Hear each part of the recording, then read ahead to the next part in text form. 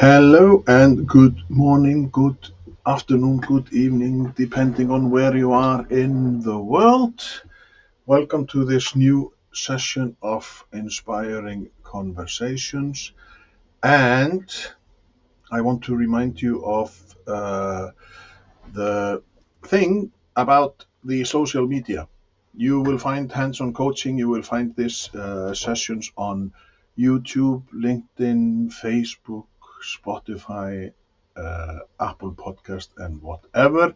So check them out and check the previous episodes. Let's go through why I'm doing these sessions. It is all about creating conversations that really matter. We are diving into ways to connect deeply, break down barriers, and build moments that inspire trust and growth. Whether it's with your team at work or in your everyday chats, we'll bring more positivity, realness, and impact into every conversation. And boy, oh boy, we have had some great conversations in the last episodes, last sessions. I'm still in Iceland, and I'm in Kópavogur, Iceland, a small town, relatively small town, 40,000 people, but we are only 390,000 inhabitants, so that is a little bit difficult to say that it's a small small town or what. Like, we are like a city, big city in the US. We are like a small town in Denmark, Aarhus. So it's fun. We are not that many. But my guest today is Andrew Brummer, and he is a guy who he says that we should talk about, and he is concentrating on why the matter is like how difficult it is to build your network and do that, but still you have people that would follow you anywhere. Like, so how is it? And on his website ardunan.com you can download 2 books which he has written. Leading magnanimously, the power of heart, trust, and intent in leading teams, and you decide supercharge your networking starting with LinkedIn. So this is he is a great guy, and the problem is that he is not here at the moment, so I hope that he is having problems with signing in, and so we will give him some minutes like we do.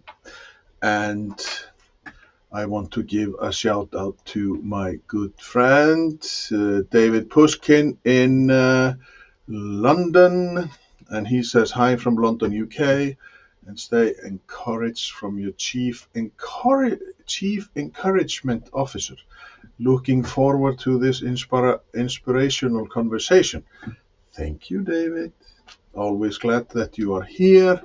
And by the way, as you can see, you can, if you have any questions or comments or whatnot, then you can comment on LinkedIn or Facebook or I think YouTube, and then they will come to me here in my chat, and I can post them on so we can see them and ask my guest immediately how the question that you have in mind. So, but how is it? What is it? Um, we all need some inspiration today, and we, as you know, the world is a weird place, and we are experiencing troubled times, and but life goes on, and we have to we have to be, we have to live, we have to wake up and go to work, and we have to go to, like, do the things that we have on the program. If we have kids and whatnot, then we have to talk to them, and we have to encourage them to do good. So this is it, but and that's why I'm doing these sessions. And have I gotten some I have had some interesting people on this show, and my two favorites. Well, yes, it's difficult to say it when you have like so many people you have talked to, but Rand Timmerman, an 80-year-old American guy who decided to walk the Appalachia Trail when he was 72 with his brother, and his brother was 71 years old, and they walked 1,500 miles in 6 months. He took somewhat of 5,000 pictures, and he made a book. But the life he has led, like he was in Vietnam, and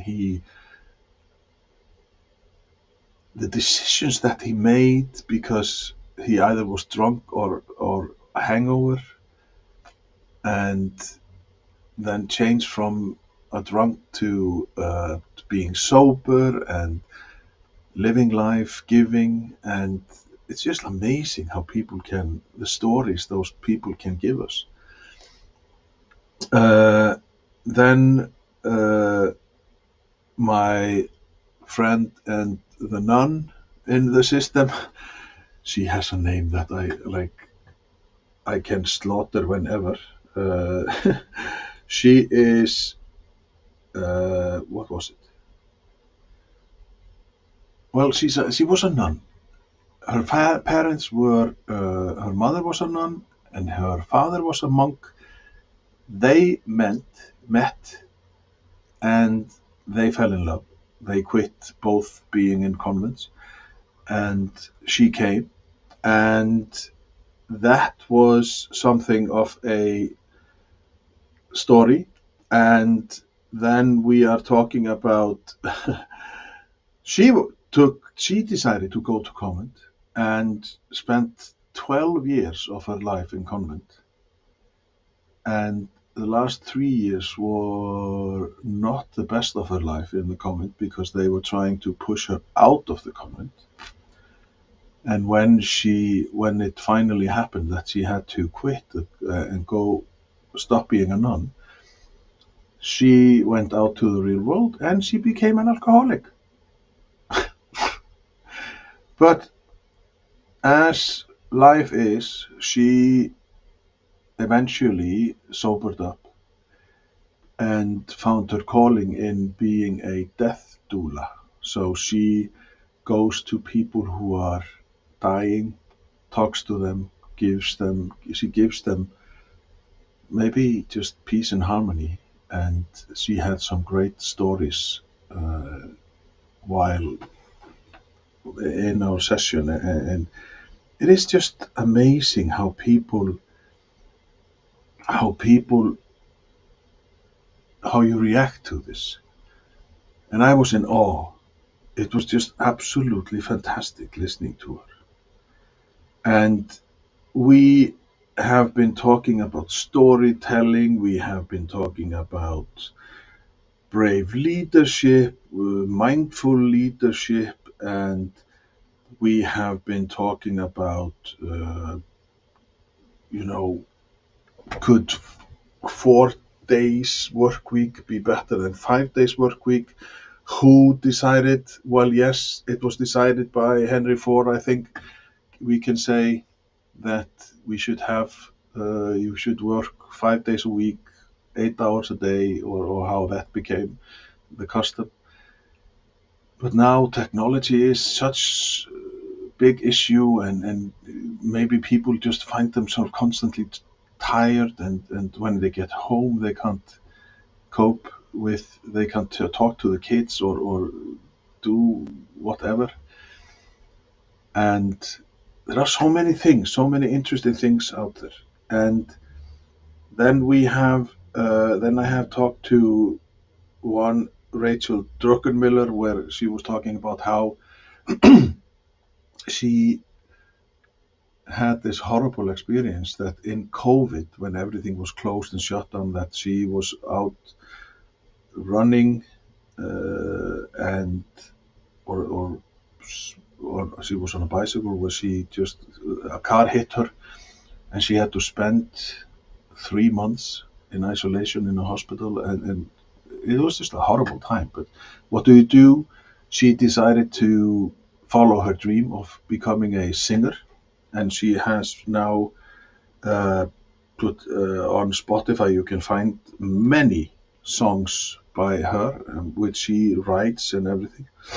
Uh, so there are loads of people in these sessions who I have been talking to about all kinds.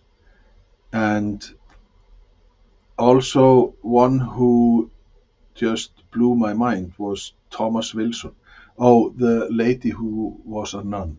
Her name is Gina Economopoulos. And people say that Icelandic name are difficult, but Gina Economopoulos.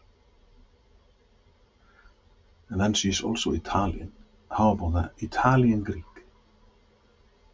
Yes. Um, Thomas Wilson, he was also one of my, he got my blood boiling because he was diagnosed with bipolar. Uh, he was diagnosed bipolar at the age of 8 years old, and he was called a monster by his teacher. And the only prospect that he had in life was to become a murderer, and then he will spend his life in jail. What about that? Is that, was that nice? No, and I was just like, you can't treat people like that. Linda Carlisle, Charles Spinoza, Kenneth J. Congan, a guy who got paralyzed when he was 20 years old, and he, how in the 70s, how he just got through it, and he is, I think he has three, he graduated with 3 degrees of, like, he is a lawyer, psychologist, like all sorts, and became assistant, how is it, district, assistant district attorney, and he's a father of triplets today. It's crazy. Like, people, you like, life gives you challenges, and you just have to, we have to embrace them and just see how we can fight them. uh, Gary Rich, the leader, former leader of WD-40, Chris Marr, a Scottish guy who was talking about the authority reframe, how to stop people pleasing. Uh, I have talked to Russell van Broeklen about dyslexia. Last week I talked to Jim Carlo about the myth of the born leaders and the 6 pillars of effective leadership. So there are loads of good episodes in these sessions that we have had.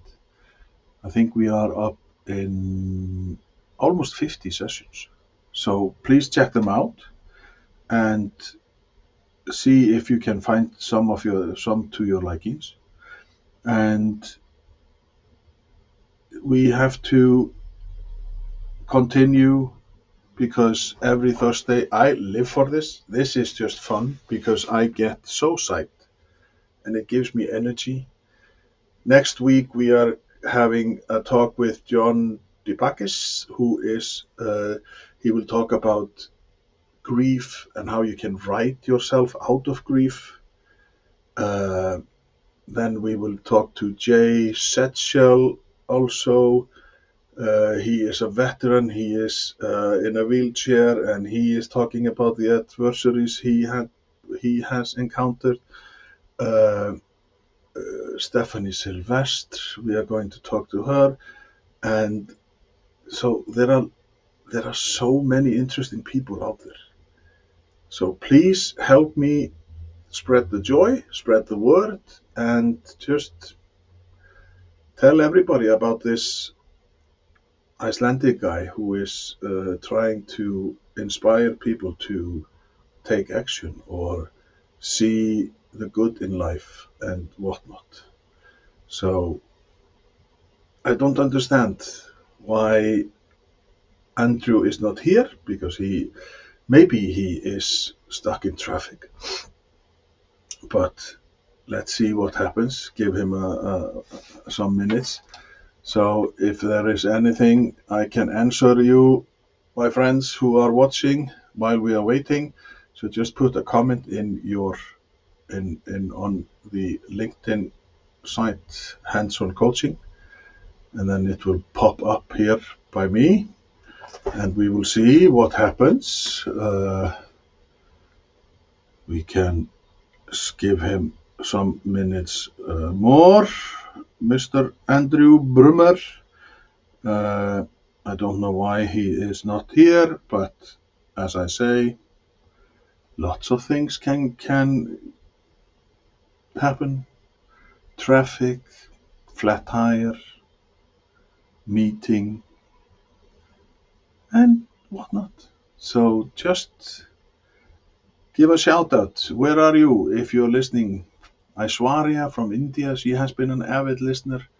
David, Rab, and my mind went blank, so we are not going to talk about that anymore. So if you have anything, we will give him 2 minutes more.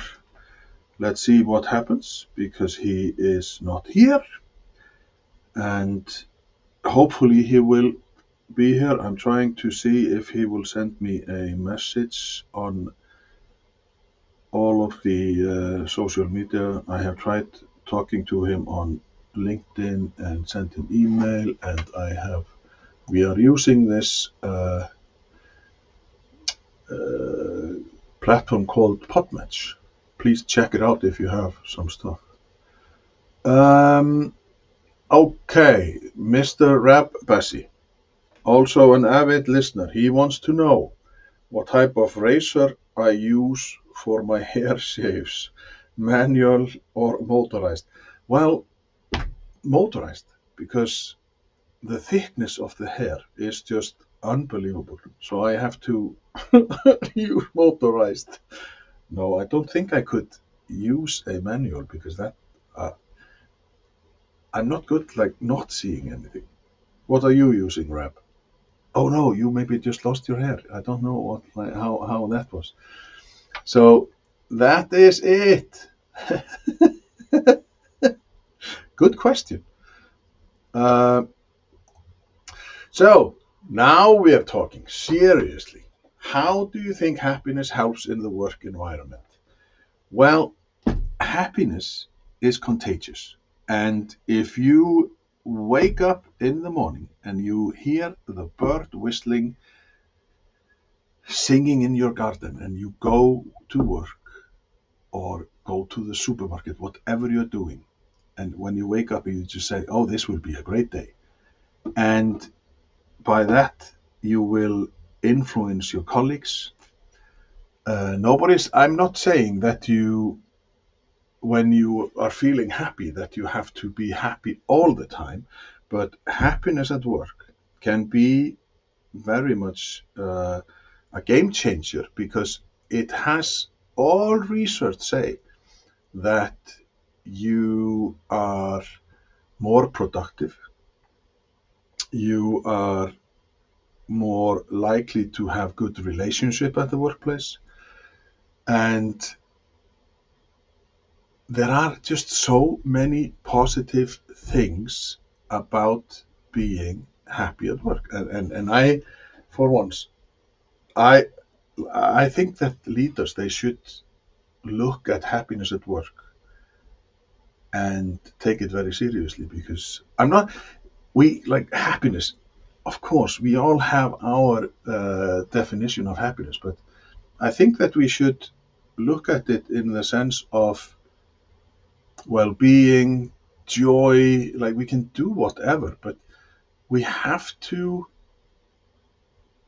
when we have, let's say that we have had a long project and then we finally finish the project and people are happy that it is finished, then we should celebrate. And we should celebrate in a sense that give people high five, say to people, you rock, you rock, and just celebrate the results that you get. And then maybe take one day where you just think about your desk at work or your are there some project or things that you have not emails that you have not answered, just give break because then you can look at how other things can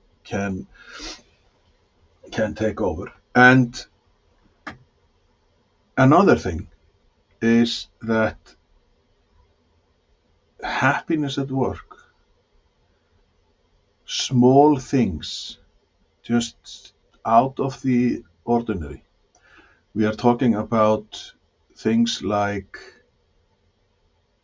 a croissant on the desk when people come in the morning. Um, Not anything that is just surprising, not every day, just do something that give a pat on the back and ask questions. How are you today? Because there are some things that maybe your grandmother died. It's a bad example, but sometimes people just, we handle deaths in a different way. Um, well, Reb, thank you. Smiles travel for a mile, yes. And it's the ripple effect because how can you be a sour, grumpy guy if you don't see things, the funny side of things, isn't it? You always do. By the way, Rab is, I am in a daily contact almost with him, so he is a great guy, and he is, I'm 29 and he is probably 79.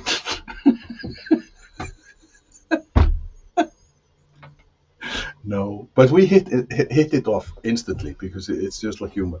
And David, we have a regular meetings, monthly meetings where we just spill our guts. How has the month been?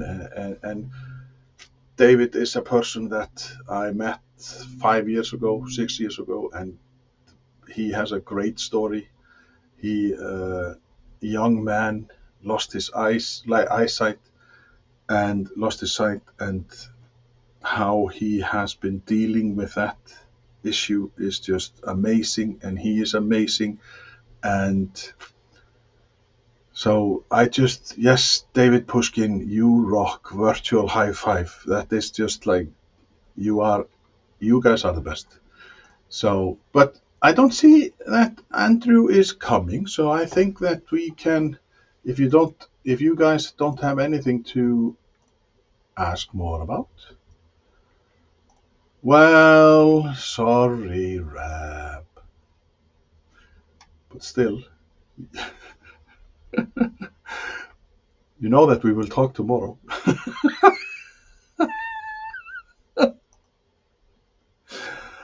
Oh my, life is great. So this is how it is, and I think that we can stop now. I am just checking for the last signal, see if he is somewhere, and he hopefully he is not there. He has not sent me a message there, and let's just check here. So we are almost we are almost at the end. What? Do you know what? The guest of honor is here. Oh, how are you doing? Well, I'm fine, but You're fine. where the heck has Andrew Brummer been? We're starting now, right? Am I late? Yes, half an hour.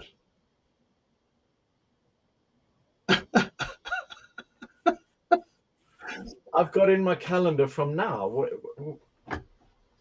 Well, doesn't matter, Andrew. You are here and you are now. And Well, I that was have rude of been, me. Really? Wait, now I'm confused. well, we can check that because I have you in my calendar from 1515, but like the bloody Oh, time my zones. word. Oops. In my one calendar, I have. Yes. That was rude of me. Bloody hell, that was rude of me. I kept Oh, and looking. by I'm like, I've got over here. yeah. I've got a reminder happening. I'm looking the calendar over there. I'm like, no, no, but it's early. It's early. It needs to let me. I apologize profusely. That was rude. My gosh, that's embarrassing. Well, people, Holy hell. he's from South Africa, so he is very confused about the time zones or whatnot. But you came, and I'm like, now you can see my smile. I have been talking now for 27 And you're on air. minutes. And you're on air. This Yes, is and something I'm all by live. But yourself. Wow, that was incredible. Well, I'm I, glad you kept I, yourself busy. well, I have two great guys from the UK, David Pushkin and Rab Bassi. They are avid listeners because they love this face. Although David Pushkin has never seen my face, but he loves the sound of my voice. Okay, arrogant maybe.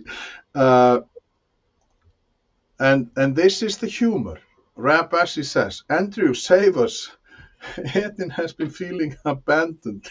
You know what? With that pretty face, I'm really sure the camera and the reverse imagery over there, you've kept yourself great company. You strike me Well, as yes, someone's able to keep the world glued together nicely.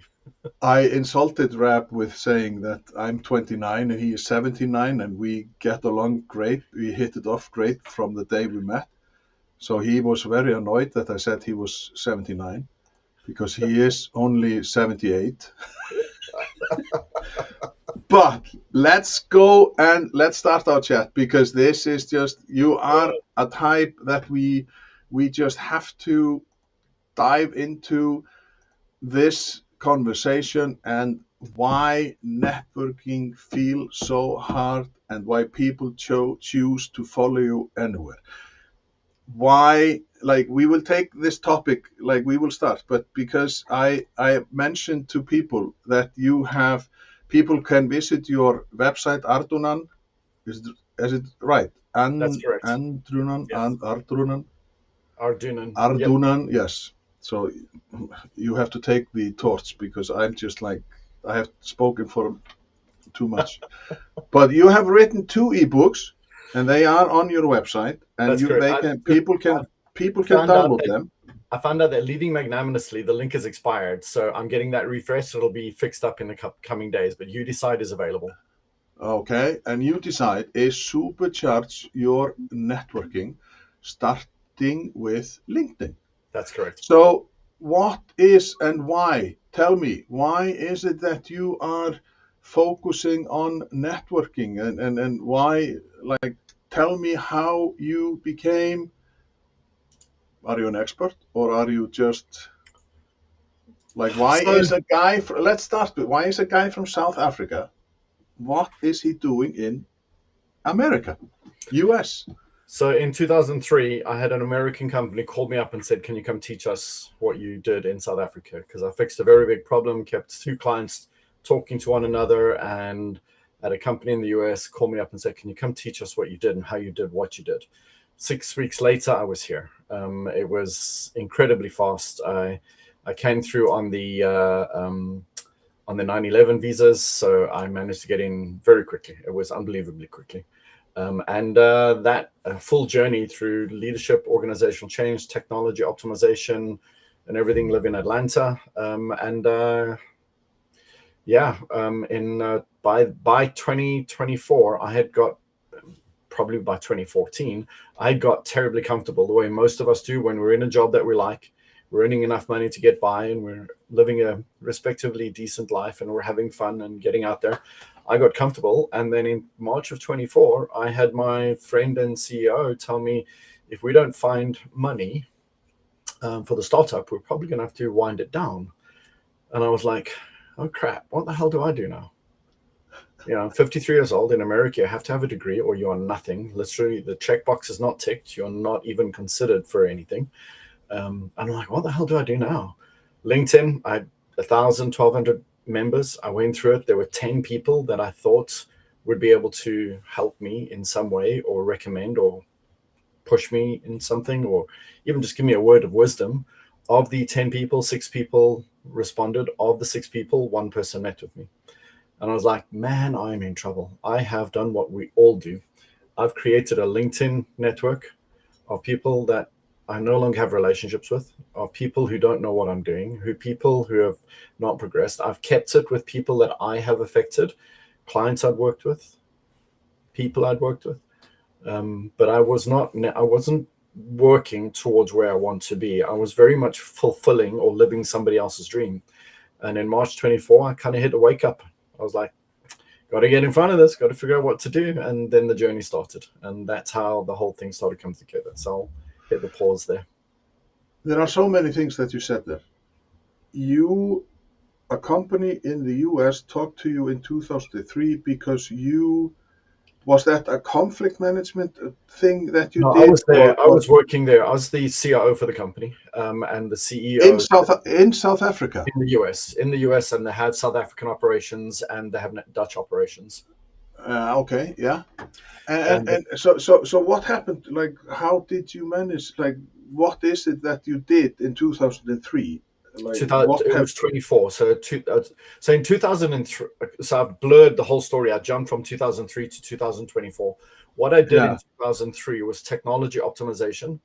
I worked to take service improvements. So for those familiar with ITIL, and the technology conversion, so COBIT, BS 15,000, I started on BS 15,000, and I started implementing and going through organizational change. In 2009, I bumped into business process optimization and BPM technologies, and that was revolutionary for me. I was like, this is the future, and obviously way before AI, this is the future of how you do process enablement, and process follow through, process training, process adoption, etc. Fantastic technology, and I really enjoyed it. So I worked in the BPM space for probably through about 2015. And then in 2015, I joined the company LifeQ, and joined there in an operations function, and then slowly moved from in the various operations, sales operations, revenue operations, business operations, moved all the way through to take over the global services and eventually the CEO function, and then helped run the company. You know what? You have said so many things, and you have said so many abbreviations, and will that tell me that you are a typical IT guy? Should I know what BPM or ITL or like what that? I was just like, yeah, I need to go to the grocery store and buy some rice. There you go. What the heck are you talking about, Andrew? You just like, okay, the one thing I got is that you are a tech guy. I'm a business operations guy with a technology background, yes. So thank you. I was just like, BP, what? ITL? BPM. Yes. So my background up until 2015 was very technology orientated, very, very technology orientated. I've worked in data warehousing.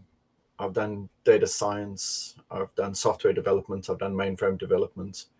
I've done activity-based costing, where you actually cost how much it costs to open a bank account to make a cup of coffee. I've done product management, project management. I've done an awful lot. I've done software development, built websites. I've built and maintained databases. I've implemented Oracle Financials and JD Edwards. I've done a lot of ERP implementations, built an outsource center, did enterprise network management, infrastructure, desktop management, a lot of those pieces, and then ended up in IT organizational change, leveraging the IT infrastructure library, ITIL, IT infrastructure library. That in 2003 landed me in the US to help an organization figure out how do they actually leverage this concept, these concepts, and how do I help them make it real? How do I help them get organizations to consider technology, consider human behavior, consider human dynamics, and how people engage with one another? And how do you help people open their eyes that the lazy tasks that they're doing is actually causing massive disruption for somebody sitting next to them? Yeah. So it turned out I was very, very good at that, and got very involved in doing those. So in the US, I journeyed through 47 states. I've worked with hundreds of companies, thousands of people, in helping them figure out how can they sit next to somebody and help them figure out how do you get processes working? How do you help one another be as constructive and forward-looking as possible? So a fantastic journey. Learned a lot. ITIL includes a whole bunch of processes. So it's about IT and technology optimization. So it's about saying, if you were to run a successful company, what would the technical business operations backbone look like? What are the kind of things you would see present? You know, if there's a power failure, do you care? If you care, what's the plan? If people don't come into the office because they're stuck in a strike or mass transportation is down, do you care that they don't come into the office? And if you do care, what are you going to do about it? If it impacts the business, what are you going to do about it? If you are making a change to an application and you care about downstream consequence, what processes and checkpoints are you going to put in place to make sure that that things resolve themselves, that you can trace and revert back to what was a really good state if you break something, as well as keeping people informed. So all of those disciplines, there's a whole bunch of them. There's a number of frameworks that are out there. There's a British Standard 15,000 that the ITIL infrastructure library was built on. So there are a lot of standards out there to get going. And what it involves is putting people in a room and putting a whiteboard up and flowing through and letting people argue about what it should be, could be, what's the most efficient, what's the most inefficient, what's the right way to go about things. And very, very human-centric, very orientated, whiteboard-driven. And then you've got to go configure the technologies and make sure that they're executing and doing it. And in 2009, I stumbled across business process management technology. And basically, it's like building the workflows on a whiteboard, but as you're building them, you're actually building them in the system. And as you're building them in the system, you're building your user interfaces, so the human interaction platform, which means you're building the database at the same time, and you're building them live as you go through and work in the organization, work in the room. So it's fascinating and how quickly you can build things, and that means you can proof things very, very quickly. So you can build a process, proof it, and if it works, thumbs up, then do the technical backend, integrate it into systems, etc. If it doesn't, the process doesn't work, and the user experience form flow doesn't work, you can then rewind, undo things, and so you can do this loop. It's a fantastic platform to leverage. And the beautiful part of that is I was able to take the IT infrastructure library, very technology centric, on service improvements and what does a smart organization look like, and apply it to oil and gas, to education, to retail, to finance, to banking. I mean, just so many verticals I was able to work in and apply exactly the same foundational methodologies, the same human dynamics and human engagement. And that then got me into Canada, Central America, got me into the UK, Europe. I got a lot of exposure in a lot of companies on how do how do you sit with people and help them figure out what tomorrow looks like? What is the process? What should it look like? What could it look like? What is, if I were to say this is an ideal set of ways to build something, process a loan, build training material, put a student through courseware, what would that be like? And then try and build it and simulate that out. So fantastic technologies. And that's where I got comfortable in my career. I was really loving what I was doing because I was impacting a lot of people. I was no longer stereotyped into the technology world. I was very much in the business technology mapping, business operations, solving business problems, not just trying to get, the ERP or the network or the Oracle financials or something working. I was actually helping people build business models. So I got to work with some fantastic companies and innovate some beautiful ideas, some amazing things. And I got really, really, really comfortable. And then a friend of mine was running a company and he said, can you come join me? I need someone in the company that's going to help me keep an eye on operations. So I said, sure. Enjoyed it. He found the company in 2009. And then I joined the company in around 2014, 2015, and 2017. I became an employee. And then I took over a ton of stuff. I ran all of operations. I worked in sales operations, so helping sales get together and revenue and billing contracts, revenue operations, product operations, business operations. So really helped in a lot of aspects, trying to glue this whole thing together of how do you take common sense and put it into an environment. And that was an interesting dynamic because I was working with Gen X, baby boomers, Gen Y, Gen Zs, and that was a really good experience for me in a very brutal way. I want to say it was really tough. Learning how do you work with these different personas that have their different reasons for working. Baby boomers doing it because it's survival. Gen X is doing it because they want some level of quality of life. Baby boomers, and they've all got their different reasons why they're doing it. And the Gen Zs are doing it because they want quality of life. They want to be important. So it was really an interesting exercise in a technology, science, biology company, taking personas that in nature, by natural behavior, in natural skills, work against one another and there's always a better tomorrow because although today was great, we can do better tomorrow.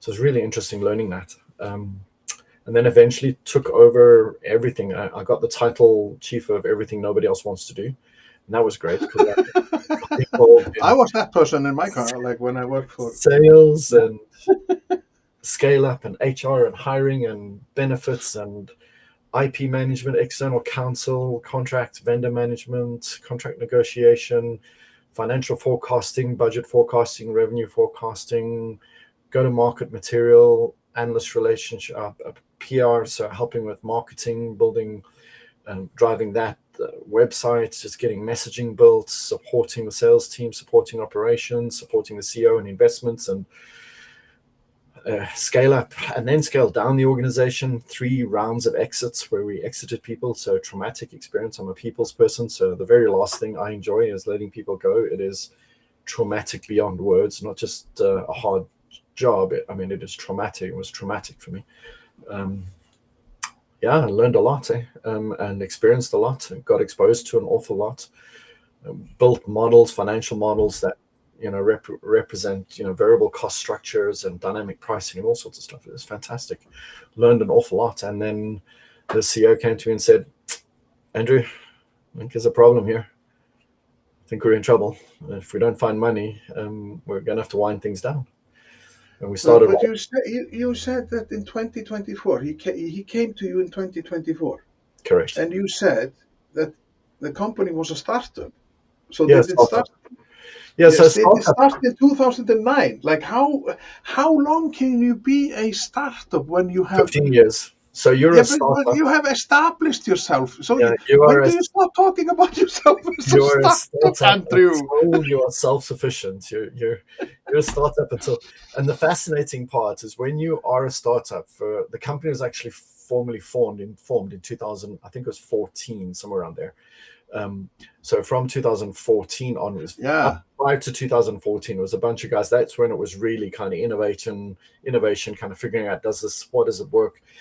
And it's incredible that even in a startup mode, how a startup can behave like a 6,000 person organization when you think you're a startup, but you're actually so far beyond.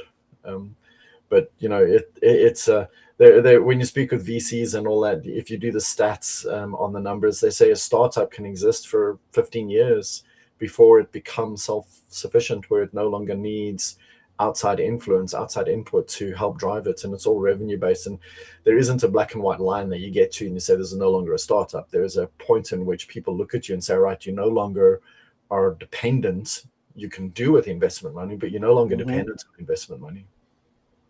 But how is it then, if he came to you in 2024 and said that you had money problems? So and did you guys manage to save the company or to get Yeah, some money?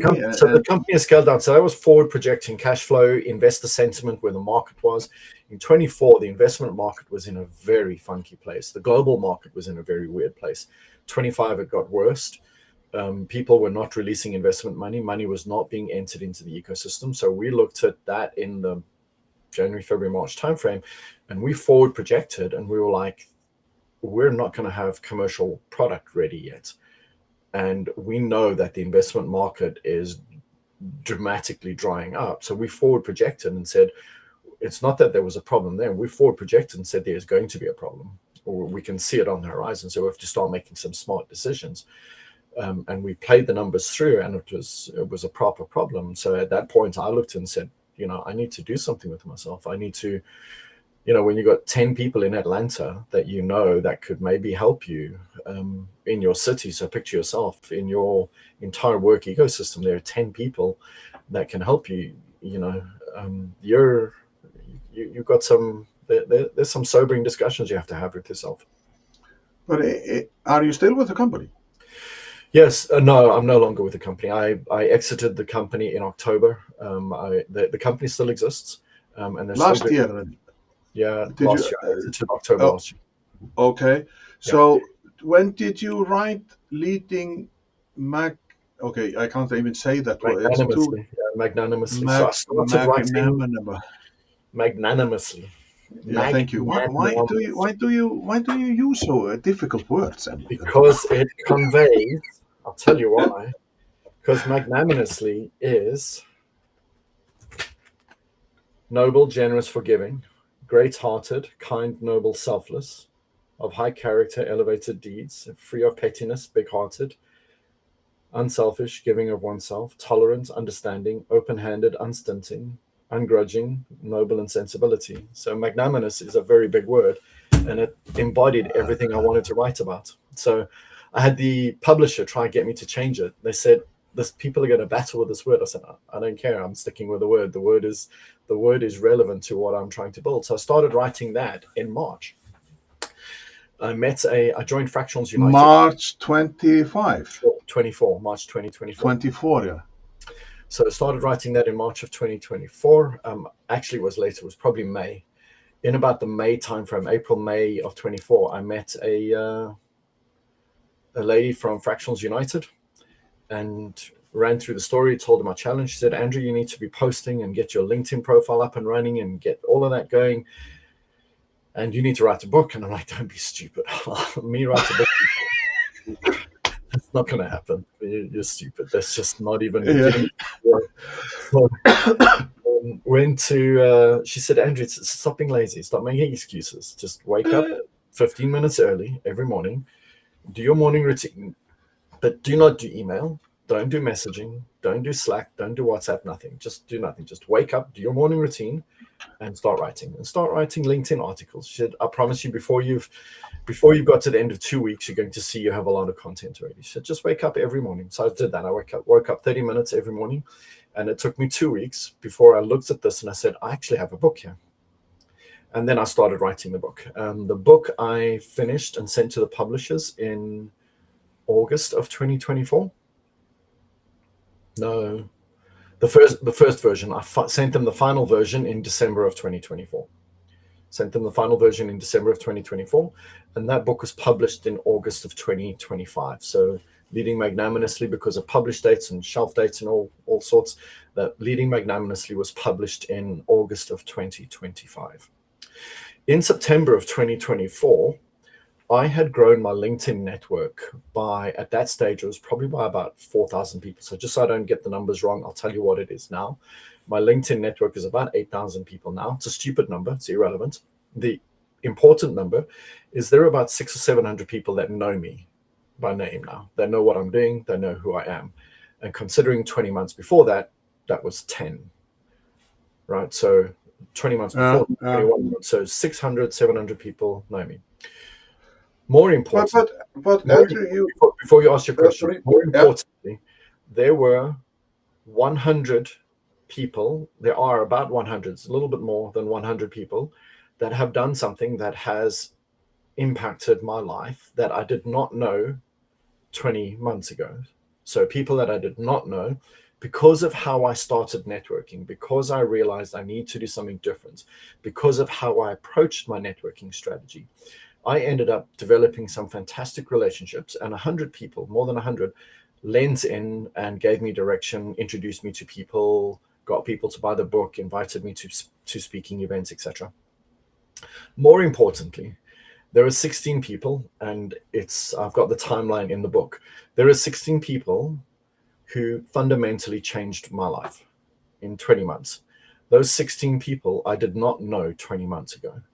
They put their careers on the line, their name on the line, they put their credibility on the line, introduced me to places which opened commercial doors, opened the investment network in Atlanta for me, opened up the executive network in Atlanta for me, opened up 5 executive groups that I'm now part of, opened up speaking opportunities, opened up volunteer opportunities, opened up me writing the books, finding a publisher. There's 16 people that I can name them in the book that I did not know 20 months ago. And because of how I approached networking, because of how I decided to show up and engage with people, because of how I leaned forward and gave to people, and I didn't ask anybody for anything, every single one of those 16 people were people that did something for me without me asking, or introduced me, spoke with someone on my behalf, and told that person to contact me. There was one person who was 2 degrees away.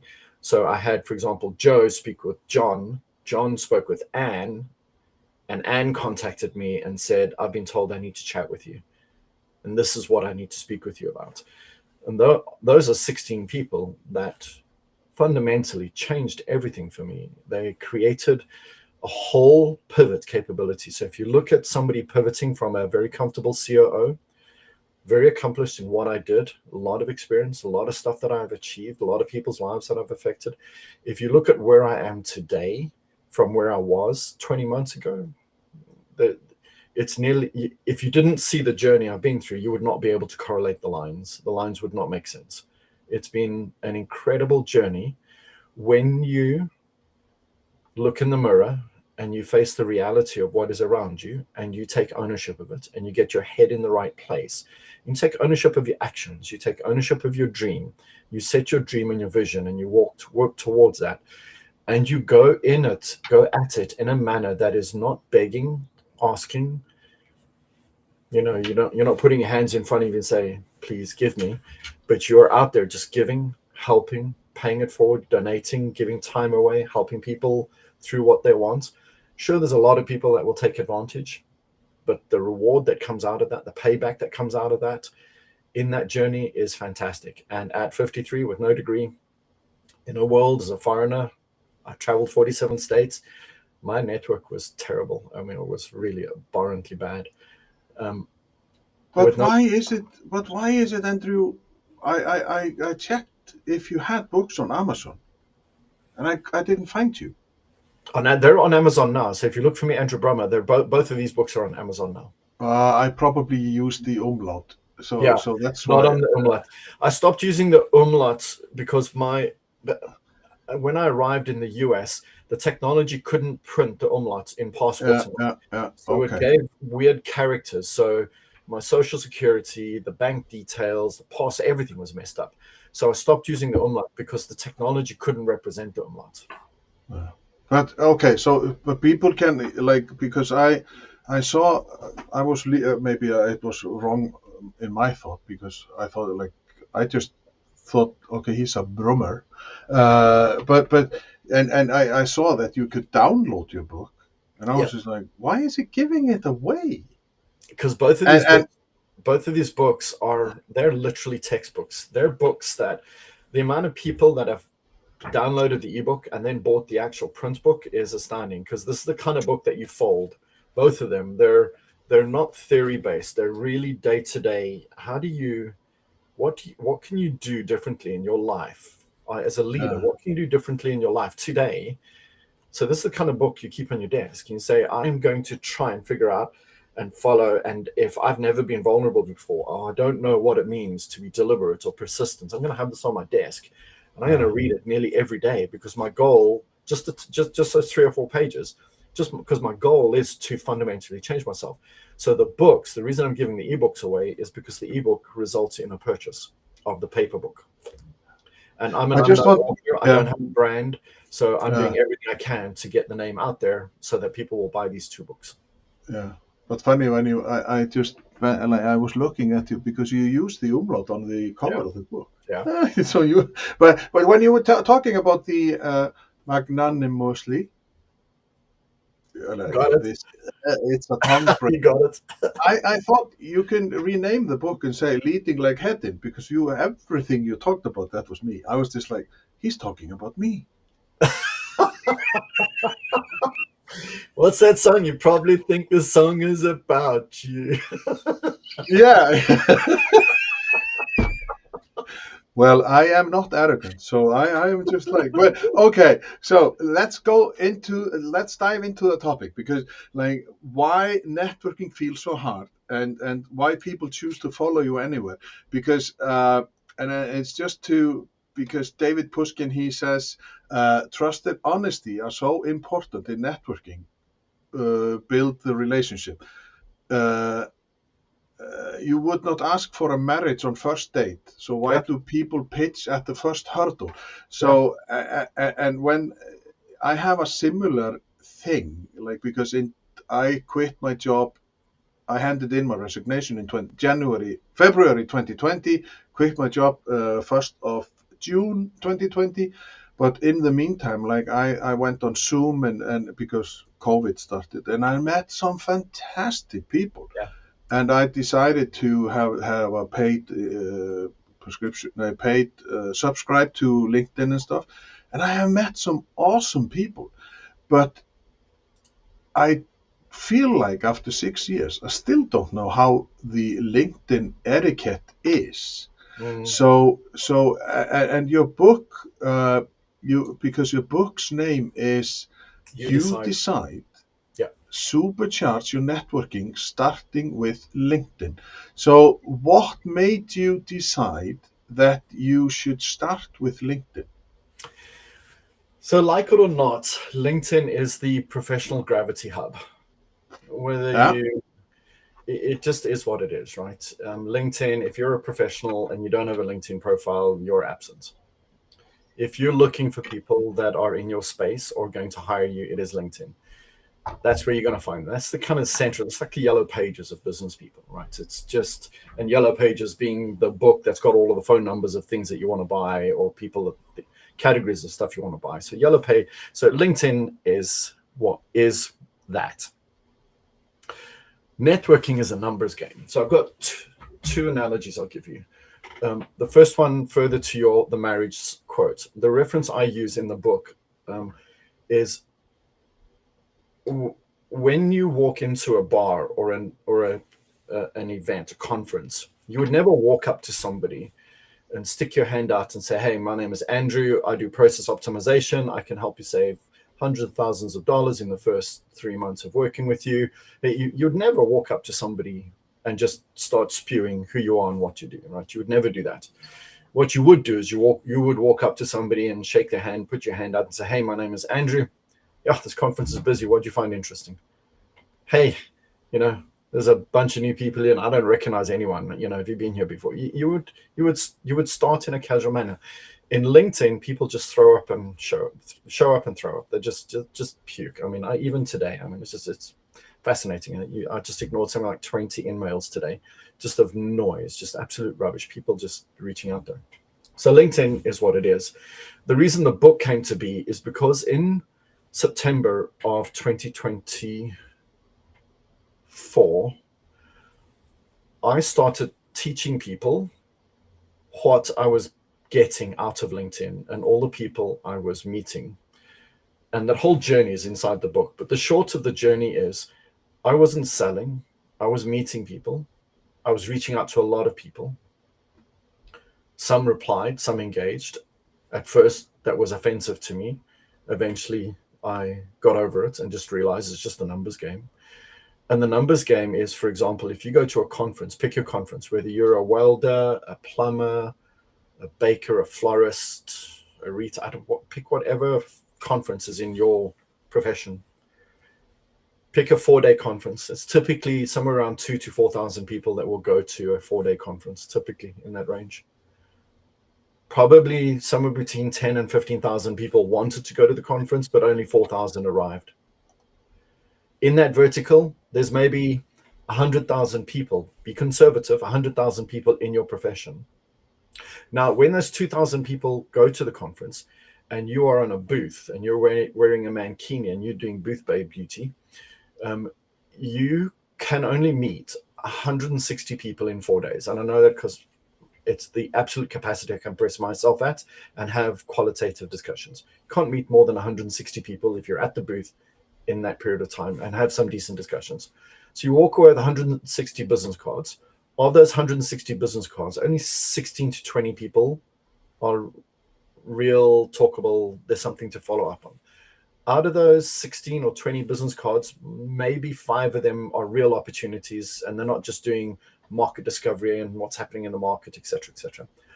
Of the 5 opportunities, you maybe close 1 or 2 deals. And LinkedIn is exactly the same.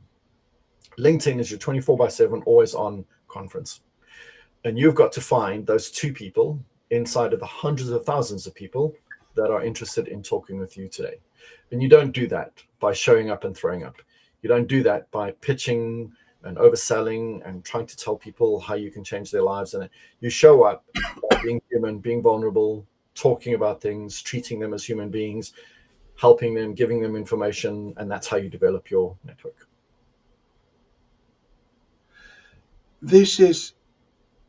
But the etiquette, because I get people they connect with me because they like, and I think, well, the first thing I learned, you are rude if you don't accept a connection. No. And that, am I not? No. Okay. Well, then I will take that to heart, because then the next thing is then comes the sales pitch about how to evolve and do and whatnot. You don't sell. So look at my numbers. Take the 16 people that have changed my life. For me to meet those 16 people, I had to have an actual face-to-face meeting, a Zoom meeting or in-person meeting with probably, I don't know, maybe 1,200, 1,500 people. 16 people. Let's be conservative. Let's say 1,000 people. 16 people I found that changed my life. Let's go with 100 then, if you want to play the numbers. 100 people that influenced me or did something for me against 1,000. So it's 10% of the people I actually spoke with are engaged with me. To find that 1,000 people, I had to LinkedIn outreach. My response rate was 37%. So to get that 1,000, I would have to have done a LinkedIn connection request to 3 to 3,500 people. And what I learned is there are many people who are just not going to connect, either because it's not their way, they're not on LinkedIn, they're not interested in you, they don't like you, you don't look pretty for them, whatever it is, they don't connect with you. Just like today, if I go into a supermarket or a conference and somebody approaches me, doesn't mean I have to like them. I mean, I have to shake their hand and say hello. Well, LinkedIn's exactly the same. So the case is just the case of recognizing to say these people are Doesn't matter. So I went through 3,500 people, found 1,000 people, and even in that 1,000 people, there were 900 people that are part of my network. They're great people, but they didn't do something that fundamentally they're not part of the 100 that changed something for me, right? So you can have the network, but I mean, my response engagement rate is fantastic. I mean, it's really, really good. A 37% response rate, and out of that 37% response rate, I think I was up at somewhere like a 20% engagement rate.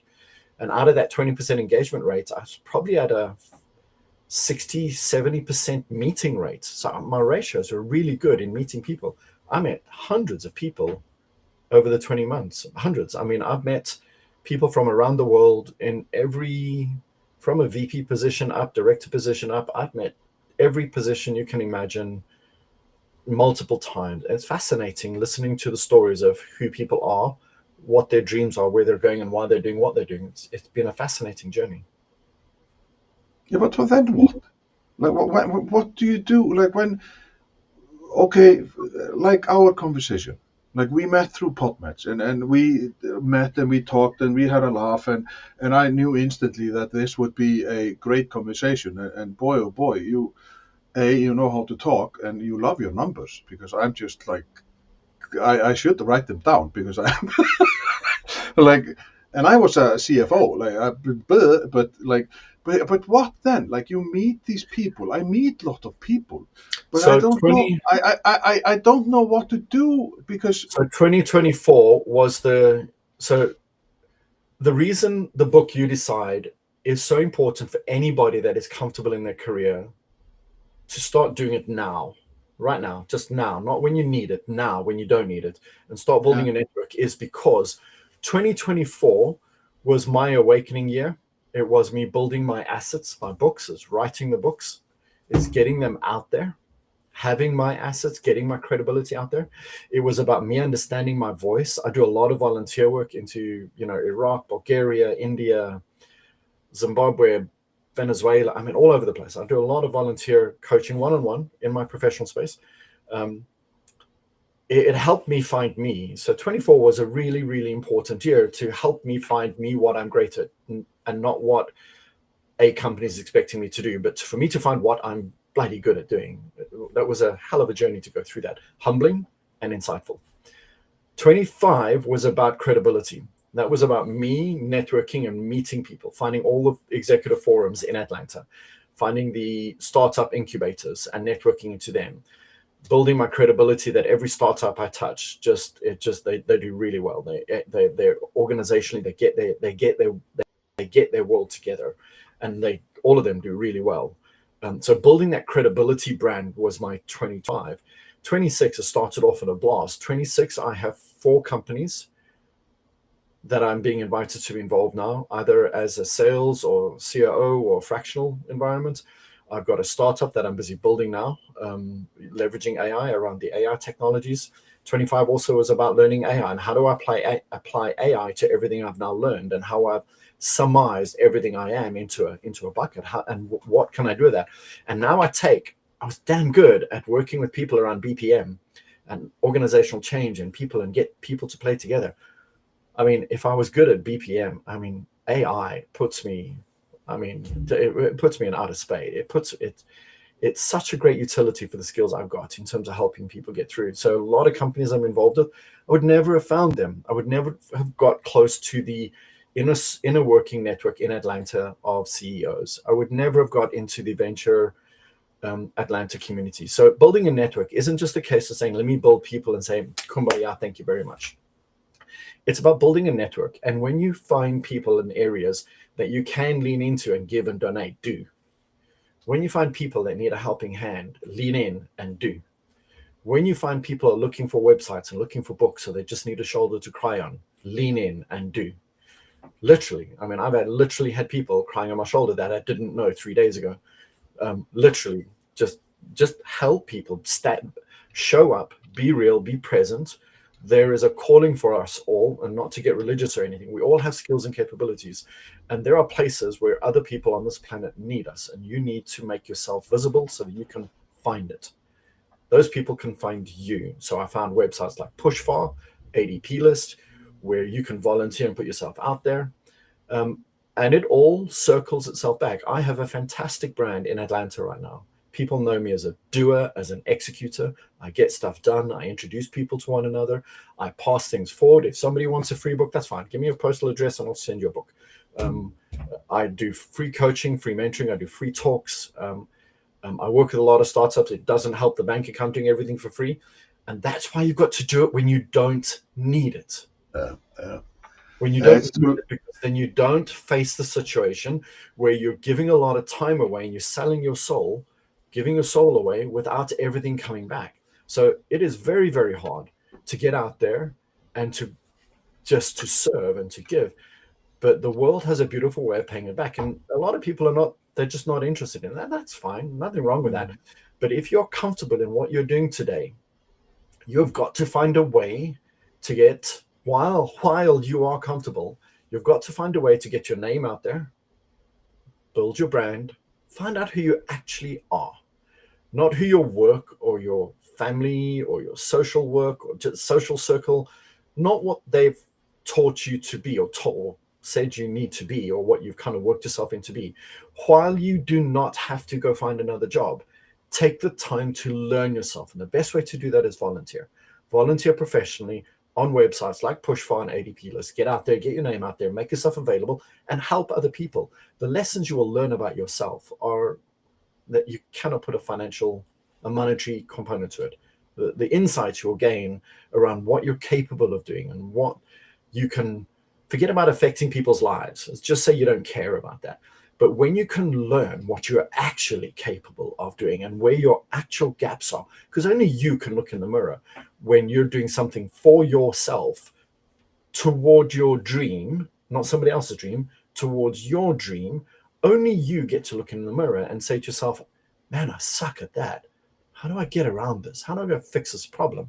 No, it's not a company you go and sit there and wallow, getting to victim mode. It's not your manager. You're waiting for training budget. It's not waiting for the time to go. It's you saying, damn, I got to do this, man. When am I going to get this done? What courses are available? Who can I speak to? How do I move myself forward? How do I find out where the people are in this place that I want to go into? How do I get there? Who do I need to meet that's going to take me there and introduce me? So when I get there, I'm armed. I've got my knowledge. I know me. I know my voice. And when I show up, I'm not going to throw up. I'm going to be present. I'm going to contribute. I'm going to be value to the people that I engage with. That's what networking is for. Because everyone you've networked with prior to you getting to that inflection point, they're just colleagues that will more than not be able to dramatically change anything about the future of where you're wanting to go. And that's why networking is important, to find people that you would never know. And you never know. My whole journey started with the guy by the name of Josh in the COO forum. He said 30 seconds to me. He said, Andrew, you need to meet Fractionals United. This is the person you need to contact. There's a lot of people in there and they're all fighting the same problem you're fighting. And I think that'll be a good platform for you to. That one 30-second discussion in my book changed everything for me. You just never know what you're going to say to somebody else and how it changes their life, or what they're going to say to you that affects you dramatically in 6 months, 3 days, 6 days time. You have no idea. So take a chance, But get vulnerable, and I spoke to Lerone Glickman, and she was talking about how she moved from Israel to Australia, I think. And she just, in a heartbeat, she was also like on a radio show and conducting like a radio program and whatnot. And she has loads of, and she just like goes in and as you say, like lean in and do. That it's a exceptional thing. Like it's just like a good thought. So David Pushkin says it's all about genuine connection and being in belonging, and I hope that is correct or like a good statement. Yeah. But when you, because I couldn't help it, I had to look at my LinkedIn account and see where I was at. So if I have, like in your beginning, when 20 months ago, like when you started, how many followers and connections did you have? 1,200 connections and maybe 1,200 followers. I don't know. It was a terrible number. Oh, well, hold on a second, because oh, I have 1,500 followers, Yeah, and I have 1,300 connections. So eat it's about me. the same ratio. So that's So, about so, so, so where did you hear what I said? Like, just eat me. Like, so, so my account is where you were when you were starting this journey. yeah. So you was telling me that I should listen to your book So yeah, or it read depends. your book. So I started that journey because I had nothing and no one that knew me that could help me move myself forward. I had changed. I have swiveled careers so many times that I'd moved away from everyone that I'd worked with. I'd moved into an executive seat, and I'd moved away from a lot of people that I'd worked with in the past. Everyone that I worked with in ITIL, I'd moved away from them. Everyone I'd worked with in BPM, I'd moved away from them. So those people, while they're great people, and even though they wanted to help me, there's nothing that they could do fundamentally that would push me into Right, yeah, yeah, yeah. my next direction. So I'm not negating those people. I'm not negating the relationships. I'm not negating the history. Just when you look at yourself moving forward, you always have to say, where do I want to be in 3, 4, 5 years' time? And for me to be in 3, 4, 5 years' time, where do I have to network? Who do I have to know? What skill do I have to have that moves me in that direction? And that's where my problem was. I had spent so much time helping bring people up. I had not looked after myself, pushing myself forward. So your 1,300 may well be more than sufficient to give you networks, names, contacts, people that know you, introduction, that are going to help you move yourself forward. You don't need a 30,000 connection base.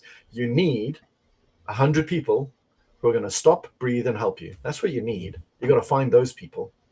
And my And celebration in the yeah, networking journey was finding 600 people that know me, 100 people that affected me, and 16 people that changed my life.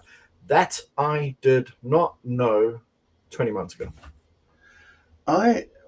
in my journey and on while I have been on this journey from 1st of June 2020, I started to I had a podcast in English.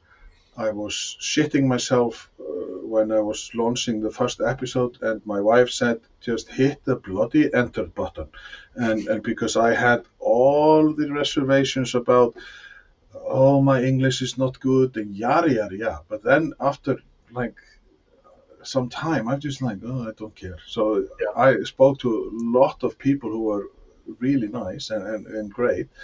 Um, I am in a part of Happiness at Work community where we have International Week of Happiness at Work. I have been talking to people, pushing, like setting it, having it on the agenda.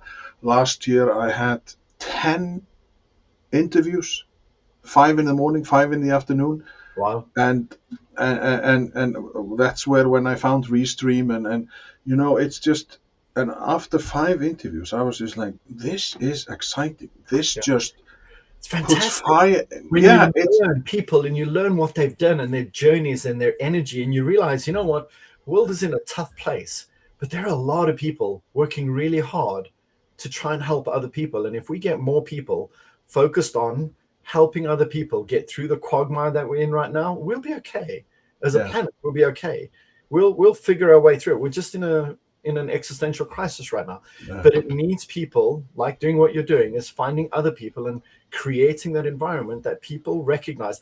It's fantastic to lean in and do something stupid and help people. It's absolutely fantastic. And it's also because Rab Bassi, who commented, who talked, he said that you should save me. No, save them, because like I was on Yeah. like a speaking term. Um, we have started an adventure together where he is helping me putting out there a coaching workshop in leadership. So people who are who want to know where they are standing, like you know about this, like when you get promoted because you have some abilities, Yeah. but then when you get the promotion and you sit there and you are just like, Okay. And then you're just like, Yeah. who am I? What am I? How do I? So we can figure out, like, are there some elements in you that you lack, or where can you find those? Like, because when you put people together, there are always somebody, like, you have your strengths and I have my strength, and together we can Spot be on. Spot on. big, Spot isn't on. it? And when you So, can be in and around a place with people who understand that the mission is to leverage people's strengths, not identify their flaws, to yeah, know their flaws and to fill in where you are good and they are not good, to fill in, and for it to be okay. For it to be okay that, I have skills around human beings and people and room dynamics. I'm not good with closing deals. I'm very good at people. I'm very good at supporting people. I'm really good at that. But there are things I yeah, suck at. yeah. And it's Yes. not about being bad at it. It's not about beating yourself up. It's about saying, how do I surround myself with people, tools, utilities that help me take that next step, that help me cover off what I suck at. I Exactly. saw you recommended this All book the on your time. website, All the and time. this was for me. I think it was the biggest game changer, because I have told this story many times. And me and my wife, we were going to the countryside because I was working outside Reykjavik, 2 hours and 20 minutes to drive, and we started listening to the book, and then we were always like pausing it, and then, okay, let's go. And we were discussing, yeah, that's right, and the elementary school we did not learn that, and why, and we were just like talking and remembering, and what was not, and la la la. And then, okay, let's continue. And then all of a sudden, chapter one. So we literally drove for 2 hours and were talking about the introduction. And I felt, It's really, and we were just like, what? I thought we were it's like, such a simple concept, eh? But we all, I mean, I deal with a lot of founders, a lot of startup founders that are just building their companies just with their ideas. And they're all about, it's mine, mine, mine. I need to do this. I need to build it. I need to own it. And you're like, you got to read the book, Who Not How. You have to understand it's about who you involve around you that helps you propel this whole thing forward versus being the person that actually is accountable for doing it. Because if you're that person if you're a founder and you're busy spinning up your company, and I'll just use founders because it's just fascinates me, the energy that people put into this. You really want to be the person who's drawing people in to do the what. You got to figure people out, because if you can instill a culture of who not how, man, there's no telling how far you're going to grow things and how hard you're going to press them. and maybe because we are closing in, because now we have 7 minutes left of our 1 hour conversation. So this has been fantastic. I told you back then that this would be I'm fantastic. so sorry for being stupid and having the wrong time. That was really embarrassing. I'm Well, you can suck me up, like, by sending me the book. So you like, then you will be forgiven.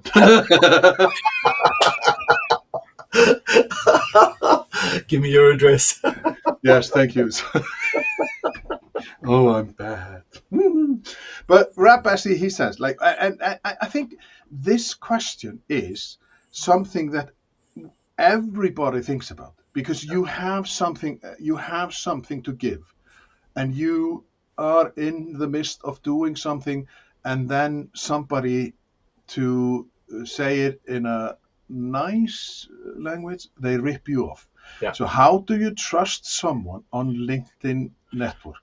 Yeah. By So trust, I mean someone say nice things, but then develops something similar. Because, and that is like the concept of, you see yeah. something, and it's typical here in Iceland that when a concept or a store or somebody figures out, oh, let's do this, and they sell bucket loads of stuff, and then all of a sudden you have 10 people, 10 companies Yeah. doing exactly the same thing. So the trust thing, it is a big thing. Trust but verify. So when you get in, there's one thing being linked to somebody. It's another thing having a face to face with them. It's another thing going to a coffee with them. It's another thing being at a conference and a networking event with them. It's another thing watching how they engage with people. It's another thing watching what they learn from someone and what they repeat to you. So by no means, I mean, I choose to trust people innately when I meet them, and then I give them the ability to prove me that I'm wrong. And I've had 6 people prove me wrong. And I said before on a podcast, I have impacted more people's lives and prosperity through trusting people and moving forward, that if I had lived in not trusting people and their behavior and their intent because of the 6 people that really properly screwed me, and just think of all the people that I would not have affected in life. Think of what I would not have achieved in life. Think of the people I would not have met. Think of the jobs I would not have done. Think of the network I would not have built. So have I been taken advantage of? Yeah. 6 people, and I can name them. I won't. You got to be smart about how you lean in and be sensory aware. And if you're not good at figuring out whether somebody's meaningful, then find someone who is, and have them part of your network, and have them part of, 3-way coffee or a get together, or go solve a problem, or go do a mastermind session and listen and watch how people engage and leverage people around you to help. But choosing not to take a chance just means you sit in your cocoon. You are going to you will get burned. You just got to manage away from it being a point of financial risk. So you are absolutely going to be burned, and there are absolutely going to be people that take advantage of it. You need to be smart about how you do it and who you surround yourself with that help you identify what's going on. Even get a mentor, and then run through each of the discussions with your mentor and say, this is the person I met, this is what they said, this is and you've got AI now. Transcribe your discussions, get you some summaries, get a mentor, help run through, and then figure out intent. But do things, because to not find a way through that roadblock is to stagnate yourself, is to hamstring yourself. And I'm not encouraging everybody just trust everybody. I mean, be smart. Don't be stupid. Because it is always like me and my wife, when we started our journey, my wife is also in a startup company, and everything is going on.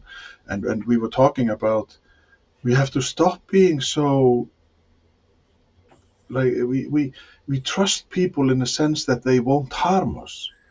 But then again, there are so many people out there who just, they find your weak spots, and all of a sudden you are just... Yeah, you've got to remember. So you've got to remember. So look at the people that I've touched, right? My network is now 8,000 people. To get to this my network has grown by 7,000. For it to grow by 7,000, I would have had to reach out to 21,000 people. To grow my network by 7,000, to find 600 people that are going to take the time to know me, to find 100 people that are going to engage with me in some level, whether they're engaging with me to abuse me or whether they're engaging me to help me, it doesn't matter. 100 people, and out of that 16 people that just did something for nothing. So leave the 16 out of this, you go back to the 100. I mean, if you're worried that every person that's going to engage with you is engaging with you to rip you off, then you need to go look in the mirror, because there are other discussions you need to have with yourself. 100 people out of 21,000 people, 100 people out of 21,000 people. Mm-hmm. Right? So, I mean, what's that ratio? I would need to meet 210 people for every person. Is that right? Is my math right? Yeah. 210 yeah, I think so. Yeah. So but how is it, Andrew? Because you are from South Africa. Yeah. Did you ever, like when you were a little boy growing up in South Africa, and you lived the bad times in South Africa for some, I don't know where you were, but I guess that you had it nice. But did you, like, because you have saying, I'm 53, like when you were 23, did you think that your life would be so, well, fantastic? Like, it's just like amazing to hear your story, and how I'm going you to say, like. I'm going to say, were you so driven? Yes, when you were young? Absolutely, I was driven. So life is a choice every day of your life. From the time you start making your own decisions, you are the person who puts your foot on the floor in the morning. Only you get to decide what the balance of your day looks like. Only you get to decide what you do with your day, moving yourself forward. So I've done national service, I've done Kilimanjaro, I've done off-road rescue, I've taught myself how to drive four-wheel drives, I done climbing, I've been through Cleft Peak, I've done a lot of abseiling, I've done ballroom dancing, I've done ministry and youth work, I've done, so it's not just on a work life that I've got successful, it's a full life. I've had an integrated life. I figured out how to breed sea life. I've emigrated 3 times, South Africa to the US, to the UK, to the US. I build wood furniture. This thing behind me, I built this thing. I built my bathroom sets. I built the bedroom set. I've done, I said I've done ballroom dancing. We got up to bronze. I've not done parachuting. I've done bungee jumping. I've done missionary camps. I've done, you choose to do something different. You choose to live your dream. You choose to define it. I've done movie work. I've done stunt work. I've doubled for Robert Downey Jr. I've jumped off of buildings into mattresses. I've done fighting. I've gone and taken those skills and gone into a shopping center and movie fought with someone, and they called the security guards and the cops and everything, and we were just messing with one another. And I've done, been there, done it. You have to decide what you want to do in life. Nobody gave any of those things to me. I went and I decided to find them. I decided to do them, and I followed my career in my professional space with the same vigor, with the same energy, with the same conviction that I'm not going to allow it to be there are 2 points in my career that I allowed somebody else's vision, their dream, to override mine, and I regret allowing that to happen, but it happened, and I had lessons and learnings through that. But for the most part, I have defined my dream. I've defined my destiny. I've defined my future. I've defined what I do at a professional level, at a personal level, at a love level, at a family level. I've defined it. I've not allowed it to be defined for me. And everybody has that same ability. And the beautiful thing with AI, everybody has access. As long as you have a phone, we all have access that's got data, or a PC that has data. We all have access to everything everybody else knew. So the future and what you are, what you do, what tomorrow is, how you rally yourself moving. No, not Iron Man. No. How you rally yourself. No, I used to do long distance running, but I never got to Iron Man. I didn't do that. I didn't get to Iron Man. No, he's talking about the Robert Downey Jr. If you were. Oh, no. That was Danger Zone. The movie was Danger Zone. No. The movie was Danger Zone. Oh. Yeah, the movie was Danger Zone. It was filmed in South Africa with Billy Zane and Robert Downey Jr. Only you can decide what it means. So being driven, yes, I've always been driven. Going find a new tomorrow, figuring out what tomorrow means, what you can do, who you can help. I've been volunteering and serving people for a long time. I got comfortable and forgot about that part of me, and then I woke up and it's back on steroids. So the circle has started. But Rab Bassi, he says, great insights. Thank you, Andrew.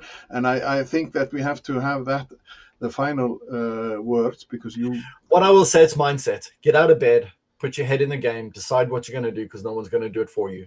And if you don't decide for you, then just remember you're doing it for somebody else. Mm-hmm. It's not a bad thing. Just know what you're doing. Yeah.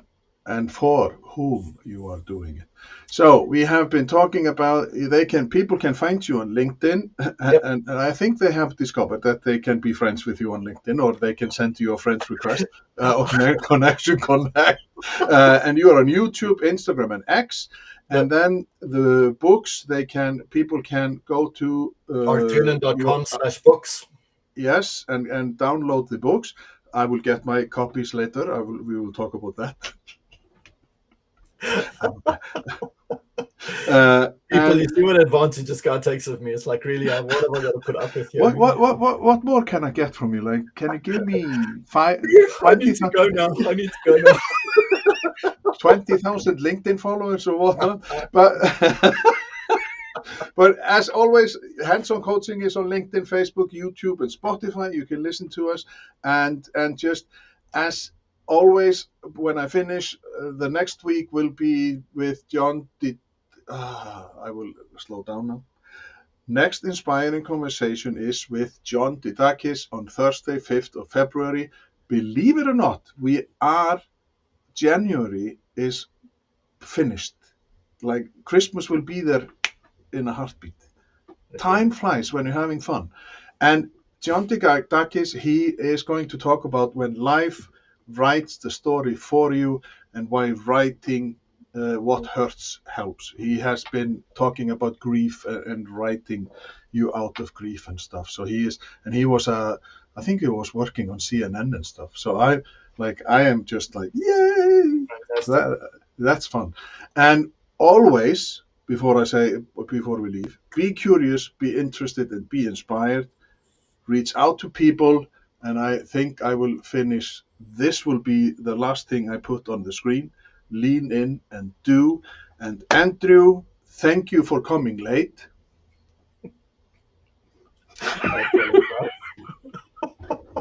Thank you for having me. Thank you for still being online and live streaming. For when I came on, I'm like, why are we on air already? We haven't even started talking. What's going on here?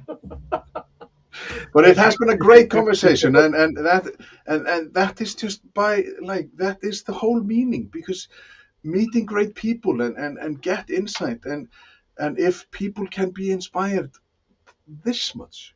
Yeah. But we have to dissect your interview, because you were like a machine gun. So I'll close with on my side. Plant seeds that will grow trees that you will never sit under. Yes. Thank you very much. Thank you. Thank you.